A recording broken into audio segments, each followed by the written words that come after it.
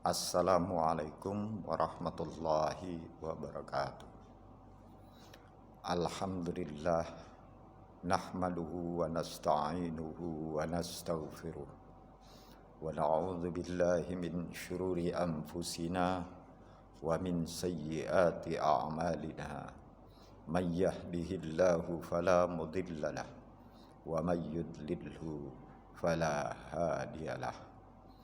Asyhadu an la ilaha illallah wahdahu la syarika lah wa asyhadu anna Muhammadan abduhu wa rasuluh la nabiyya ba'dah. Allahumma fassalli wa sallim ala sayyidina Muhammad wa ala alihi wa sahbihi wa man tabi'ahu bi ihsan ila yaumil qiyamah. Qala ta'ala fi kitabihil karim, A'udzu billahi minasyaitonir rajim. Bismillahirrahmanirrahim. Yarfa'illahu alladhina amanu minkum walladhina utul ilma darajat. Wa qala sallallahu alaihi wasallam fil hadis, man salaka tariqan yaltamisu fihi ilman sahhalallahu lahu tariqan ilal jannah. Wa qala aidan, utlubul ilma minal mahdi ilal lahdi. Para peserta didikku sekalian serta seluruh dewan guru yang dihormati, pada pagi hari ini alhamdulillah kita mengucap syukur kepada Allah Subhanahu wa taala, kita masih diberikan nikmat karunia sehat sehingga bisa beraktivitas mengikuti kegiatan rohani Islam yang pada setiap pagi di hari Jumat kita senantiasa semangat untuk beraktivitas dan melanjutkan kegiatan pembelajaran. Salawat beserta salam tak lupa, tak henti-hentinya kita sanjungkan kepada Nabi besar kita Muhammad sallallahu alaihi wasallam, yang telah mengajarkan kepada kita, yang telah memberikan suri tauladan kepada kita untuk kita dapat hidup sesuai dengan panduan dan syariat yang telah ditentukan. Para peserta didik serta para dewan guru yang senantiasa dirahmati oleh Allah Subhanahu wa taala. Berbicara tentang ilmu tentu tidak akan habis-habisnya. Ilmu begitu dalam dan begitu luas. Semakin kita cari, maka semakin hauslah kita akan ilmu dan pengetahuan itu. Semakin kita gali, maka semakin dangkalnya lah pikiran dan otak kita terhadap sesuatu itu. Ada beberapa syarat yang tentunya harus kita ketahui sebelum kita menggali, sebelum kita mencari menuntut ilmu, baik itu di institusi formal maupun di institusi non formal atau di lingkungan dimanapun tempat kita berada. Ada 6 aspek atau 6 hal yang menjadi prasyarat sebelum kita menuntut ilmu. Dan juga nanti kita akan berbicara tentang bagaimana pengalaman Imam Syafi'i sebagai salah satu mazhab yang banyak dianut oleh sebagian kalangan umat Islam di dunia ini untuk melakukan ibadah sesuai dengan koridor syariat. Para peserta didikku dan guru-guru yang berbahagia, di kesempatan rohis ini kita akan mencoba bagaimana perjalanan Imam Syafi'i di dalam belajar menuntut ilmu. 6 hal yang harus dipersiapkan, terutama di dalam Islam, sebelum kita menuntut dan mempelajari ilmu agama Islam. Di dalam satu buku yang dikarang oleh Imam Zarnuji Judul bukunya adalah Ta'limul Muta'allim. Buku ini sangat dikenal, sangat terkenal di kalangan para penuntut ilmu sebelum mereka belajar di suatu institusi. Buku ini mengajarkan tentang bagaimana tata cara atau etika atau adab atau sopan santun kita terkait dengan teknik menuntut ilmu. Di dalam kitab Ta'limul Muta'allim tersebut disebutkan Imam Syafi'i rahimahullah berkata, "Lan tanalal ilma illa bisittatin. Sa'umbika an tafsiliha bibayanin. Zakain wa hirsin wajtihadin wa bulghatin wa suhbatu ustadzin wa tuli zamanin."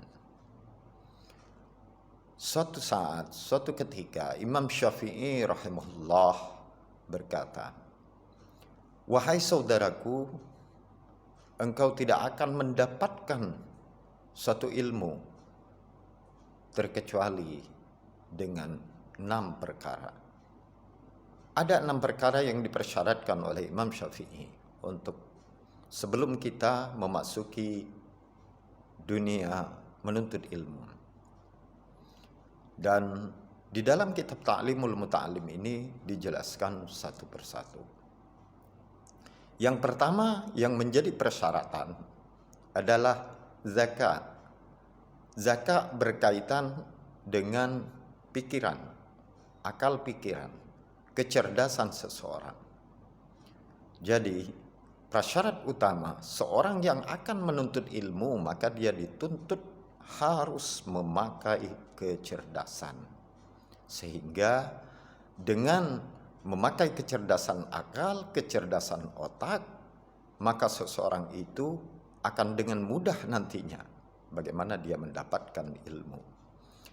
Bukankah di dalam Al-Quran itu sendiri perintah senantiasa dianjurkan agar supaya kita menggunakan akal pikiran kita, terutama di dalam melihat dinamika yang terjadi di alam.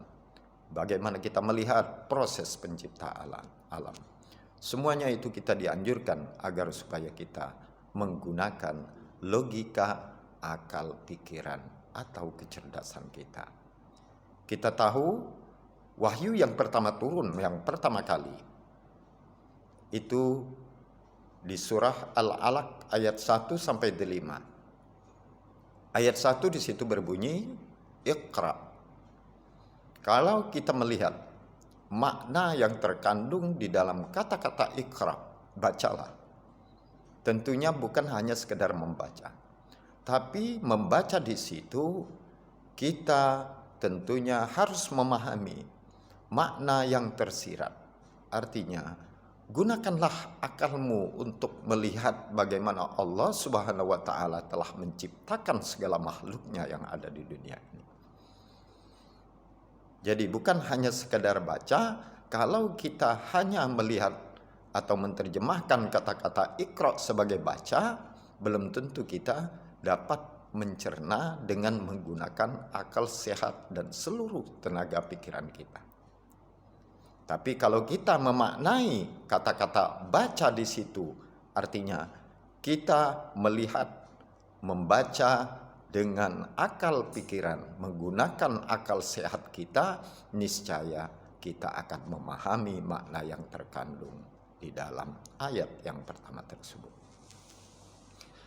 Para peserta didikku dan para dewan guru sekalian, jadi yang pertama yang merupakan syarat untuk menuntut ilmu itu harus dengan kecerdasan.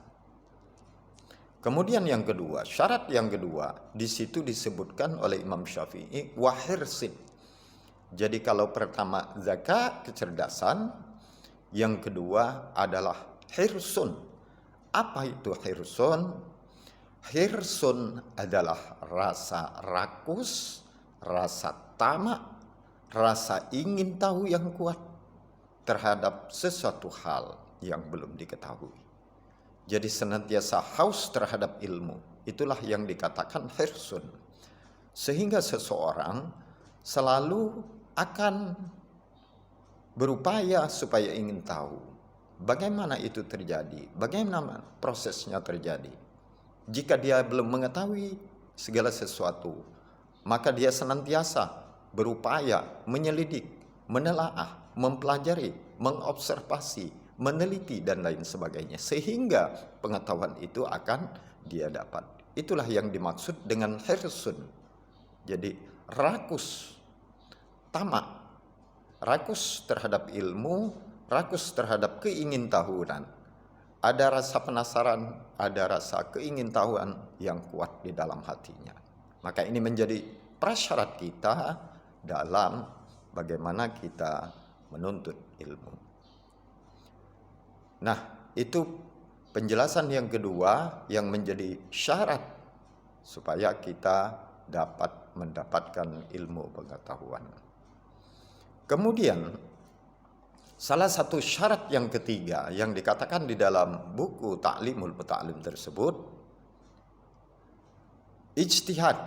Jadi seseorang penuntut ilmu, seorang pencari ilmu, entah ya dia dari kalangan awam ataupun dia kalangan pelajar atau kalangan mahasiswa, ya syarat yang ketiga adalah kesungguhan, ijtihad, bersungguh-sungguh. Jadi menuntut ilmu itu harus dengan sungguh-sungguh. Ya. Meninggalkan segala kemalasan, meninggalkan segala ketidaksemangatan, dia harus rajin, dia harus semangat, dan dia harus bersungguh-sungguh. Mulai dari bangun pagi sampai dia menjelang tidur kembali.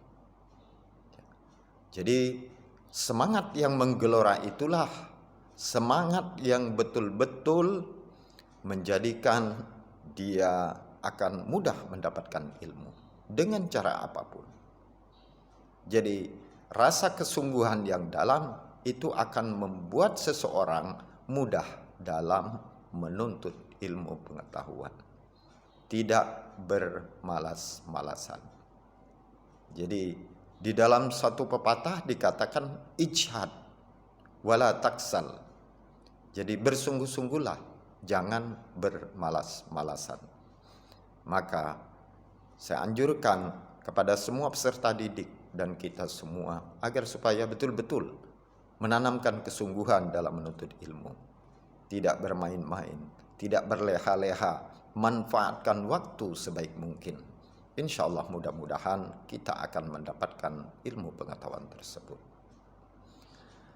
Kemudian, aspek yang selanjutnya yang menjadi syarat di dalam menuntut ilmu, itu diantaranya aspek etika atau pergaulan dengan guru, sohbatu ustadzin, atau bisa juga dengan irsyadu ustadzin. Jadi bagaimana etika seorang penuntut ilmu terhadap guru yang mana seorang penuntut ilmu tersebut belajar darinya. Jadi hendaknya seorang penuntut ilmu, seorang murid itu harus senantiasa memakai atau mendahulukan etikanya terhadap guru atau pembimbing atau orang yang dimintai ilmu darinya. Ini merupakan salah satu syarat yang sangat penting sekali. Imam atau Khalifah Ali bin Abi Thalib, Khalifah Ali bin Abi Thalib kita tahu ya, merupakan seorang khalifah yang luas pengetahuannya sehingga Nabi pun mengakuinya. Ya, begitu cerdas, begitu luas pengetahuan Imam Ali bin Abi Thalib. Karamallahu wajhahu. Imam Ali bin Abi Thalib mengatakan, ya, apa kata Imam Abi Thalib? Ya, Imam Abi Thalib akan menjadi hamba kepada siapapun yang mengajarinya kendati pun yang diajarkannya hanya satu huruf saja. Maka Imam Ali bin Abi Thalib siap menghamba.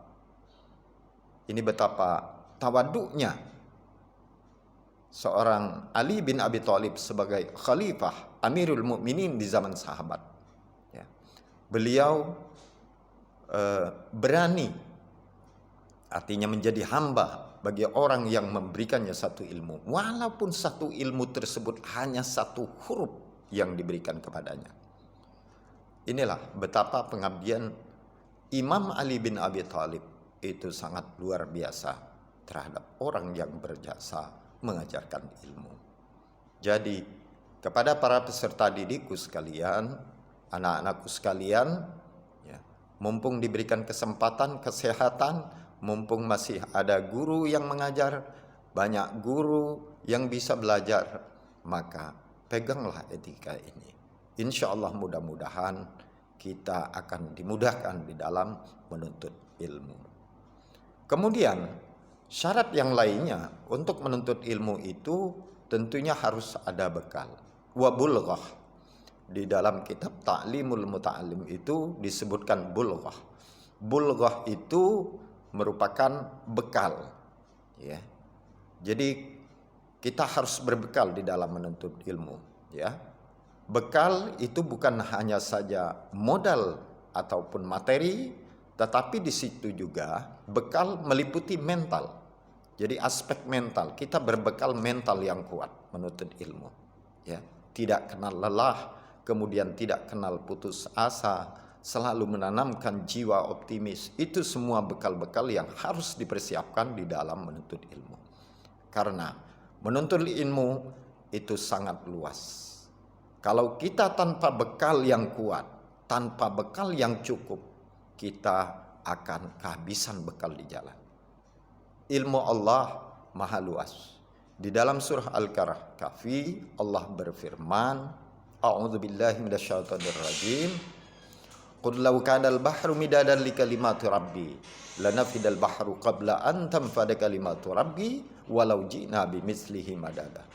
Allah berfirman di dalam surah Al-Kahfi pada ayat akhir tersebut, ya, bahwasanya jika seandainya lautan, seluruh lautan yang ada di dunia akan dijadikan tinta untuk menulis perbendaharaan ilmuku atau ilmu yang ada di dunia ini, niscaya tinta lautan itu akan habis sebelum perbendaharaan atau ilmu Allah itu tertulis. Masya Allah, luar biasa. Akan tetapi kita diberikan oleh Allah Subhanahu wa taala perbendaharaan ilmu itu hanya sedikit. Karena apa? Kita punya keterbatasan. Jadi memori akal kita yang terkadang tidak sampai untuk menyelami, mendalami, mendapatkan ilmu Allah yang begitu luas. Ya. Jadi Allah berfirman, "Wa ma utitu minal ilmi illa qalila." Aku tidak akan berikan, ya, tidak akan berikan semua ilmu, semua perbendaharaan yang terkait dengan ilmu pengetahuan, terkecuali hanya sedikit.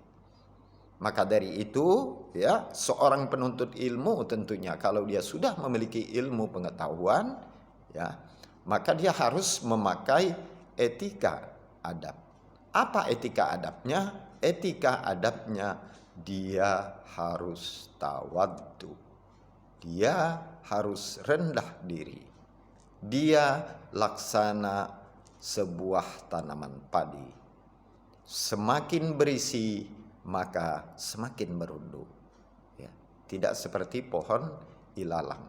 Kalau pohon ilalang semakin tinggi, maka dia semakin tidak merunduk.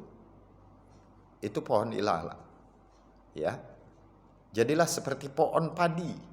Yang semakin berisi, dia semakin merunduk. Begitu juga seorang berilmu, semakin dia berisi, semakin dia berilmu, semakin banyak dan dalam pengetahuannya, dia semakin tawadhu dan rendah diri. Itulah ciri-ciri orang-orang yang mendapatkan ilmu pengetahuan yang luas. Kemudian ada aspek lain lagi yang tentunya harus kita jalani, harus kita lakukan. Apa aspeknya? Aspeknya diantaranya harus dengan waktu yang lama. Jadi salah satu syarat kita menuntut ilmu itu harus waktu atau memakan waktu yang panjang, ya. Mulai dari buayan sampai ke liang lahat. Jadi tidak terbatas hanya pada sekolahan-sekolahan atau institusi formal, ya. SD, SMP, SMA, kuliah. Akan tetapi dulu zaman. Jadi seorang penuntut ilmu itu sepanjang zaman. Mulai dari dia kecil, dari buayan sampai kepada liang lahat. Terus dan terus menuntut ilmu, dimanapun dan kapanpun. Jadi dulu zaman, waktu yang panjang itu merupakan salah satu syarat supaya kita mendapatkan ilmu pengetahuan. Nah, dari situlah banyak kita lihat, ya, para ulama-ulama, para pendahulu-pendahulu kita itu belajar bertahun-tahun untuk mendapatkan ilmu pengetahuan. Mulai dari institusi formal, mulai dari bangku sekolah, bangku kuliah, atau muajahah dengan gurunya, atau dengan guru-guru pribadi, ya, sehingga semuanya bisa dilakukan tanpa batas, tanpa mengenal waktu. Never old to learn, ya. Jadi di dalam pepatah Inggris, ya, tidak ada kata saya sudah tua, saya sudah terlambat, ya. Tapi untuk menuntut ilmu tiada kata terlambat, tiada kata tua. Semuanya berlaku sepanjang masa. Anak kecil, orang terpelajar, dewasa, orang tua, semuanya. Ya, karena apa? Tadi disebutkan di dalam surah Al-Kahfi, ya, ayat-ayat terakhir. Ilmu Allah itu begitu luas, ya. Tidak cukup kita di bangku sekolah, tidak cukup kita dengan guru-guru formal yang ada di sekolah, ya. Coba kita lihat, mulai dari pendidikan kita sekolah dasar, sekolah menengah pertama sampai sekolah menengah atas, sudah berapa guru yang kita habiskan? Sudah berapa guru yang kita sudah tuntaskan di dalam pembelajaran? Ya, 6 tahun di sekolahan dasar, 3 tahun di sekolahan menengah pertama, dan insya Allah 3 tahun anak-anak muridku sekalian akan menuntaskan di sekolahan SMA Carta Buana. Bapak doakan, amin, semua sukses. Dan tentunya setelah menyelesaikan studi, setelah menyelesaikan belajar nantinya di sekolah SMA Carta Buana, Bapak juga berharap semoga anak-anakku semua bisa melanjutkan studi atau pembelajarannya lebih luas lagi, ya. Sepanjang masa terus belajar dan belajar, baik di bangku formal, baik di bangku perkuliahan, maupun di institusi-institusi non formal lainnya, ya. Sepanjang zaman, tanpa batas waktu, tanpa batas ruang, tanpa batas tempat. Karena Nabi SAW bersabda, utlubul ilma walau bisin, kata Nabi. Jadi tuntutlah ilmu, kendati pun kalian sampai ke negeri Cina. Jadi ini menandakan bahwasanya tanpa mengenal ruang batas satu wilayah, tetapi jauh dimanapun berada ilmu itu kita tuntut, ya, kita cari. Semoga kita semua dapat melakukannya. Amin ya rabbal alamin. Para peserta didikku sekalian, 6 hal tadi merupakan prasyarat. Jadi syarat wajib yang harus dipunyai oleh seorang penuntut ilmu. Mumpung kita masih muda, mumpung kita masih diberikan kesempatan oleh Allah Subhanahu wa taala, karunia nikmat sehat, ya, mari kita gunakan sisa-sisa kita di dalam kehidupan kita ini agar senantiasa belajar dan belajar. para peserta didikku sekalian dan para dewan guru yang senantiasa dirahmati oleh Allah Subhanahu wa taala. Di akhir kegiatan rohis ini, mari Bapak akan tutup dengan kita doa bersama. Kita hadiahkan Al-Fatihah kepada guru-guru kita, guru-guru dari tenaga pendidik, guru-guru dari muridku sekalian yang mungkin telah mendahului kita, atau pada saat ini mereka sedang terbaring di rumah sakit atau sedang sakit, atau guru-guru kita sedang mendapatkan satu masalah. Mudah-mudahan semuanya mendapatkan solusi, jalan keluar, diberikan kemudahan. Dan kepada yang sudah meninggal, semoga guru-guru kita yang telah mendahului kita itu dilapangkan kuburnya, diluaskan kuburnya, dijadikan kuburnya raudhah min riyadil jinan. Dan ilmu-ilmu yang telah diajarkan kepada kita menjadi amal jariah kebaikan yang akan menjadi syafaat baginya di yaumil akhir nanti. Amin ya rabbal alamin. Mungkin terkadang kita lalai, lupa terhadap siapa yang telah mengajarkan kita sehingga kita bisa. Maka dalam kesempatan ini marilah kita hadiahkan doa kepada mereka yang telah berjasa kepada diri kita semua. Mudah-mudahan Allah Subhanahu wa taala mengijabah, mengabulkan apa yang kita inginkan. Ala hadhihi niyah wa likulli niyatin salihah wa ila hadratin Nabi Muhammadin sallallahu alaihi wasallam. Al-Fatihah. A'udzu billahi minasyaitonir rajim. Bismillahirrahmanirrahim. Alhamdulillahi rabbil alamin. Arrahmanir rahim. Maliki yaumiddin. Iyyaka na'budu wa iyyaka nasta'in.